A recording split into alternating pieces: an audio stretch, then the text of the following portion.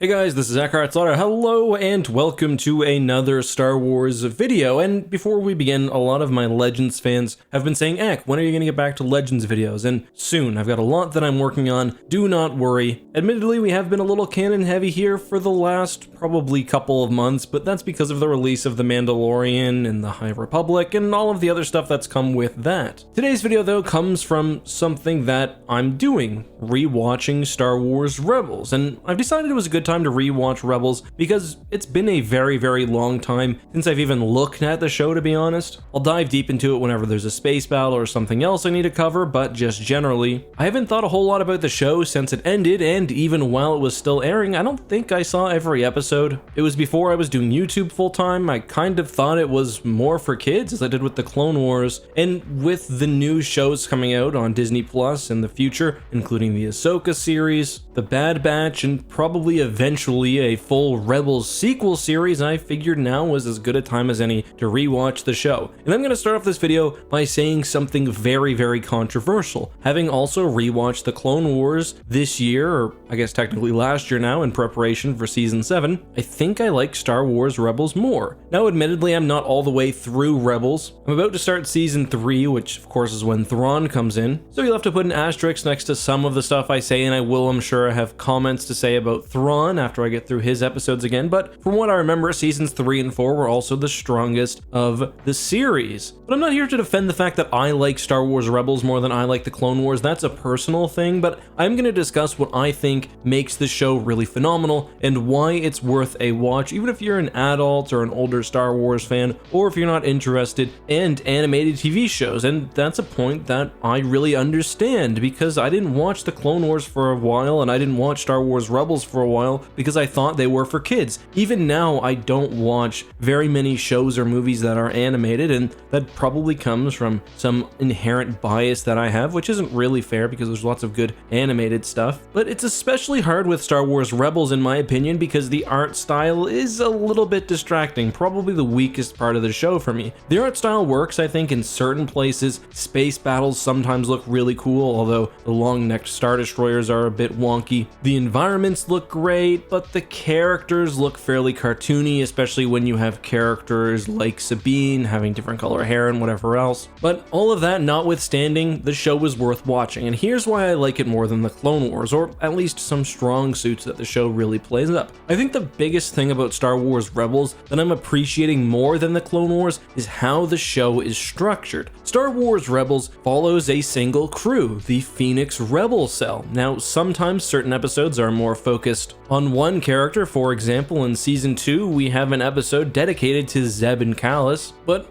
this is a lot different than the Clone Wars TV show, which was almost an anthology series. Some episodes would be about Anakin and the 501st, other episodes would take place on Coruscant. The story really jumped around in a lot of ways, so much so that it was actually aired out of order, as I'm sure many of you know. And I just find with the Clone Wars, we get a consistent storytelling through arcs, but on an arc-to-arc basis, we don't get the same level of cohesion. On the other hand, with Star Wars Rebels, although we do have arcs, we generally also have one consistent storyline. We're talking, in the first two seasons especially, about the Ghost crew gaining up power and getting resources, then later they're more directly fighting the Empire. This sense of cohesion does a lot for the story, in my opinion, and one thing is the fact that we get really attached to these characters. I've heard a lot of people complain about Ezra, and I get that because he can be an annoying character, but in my opinion, he doesn't rise anywhere near the level of early Clone Wars Ahsoka, and I think the bond that he and Kanan form is really fun to explore, as is the fact that the whole Ghost crew is becoming a whole family. And I think that family aspect of Star Wars Rebels really makes the ending in particular hit a lot harder, those last few scenes, and I think that will be the main sort of thing that's holding together whatever sequel series comes out, as well as shows like Ahsoka. I do think the relationship is helped by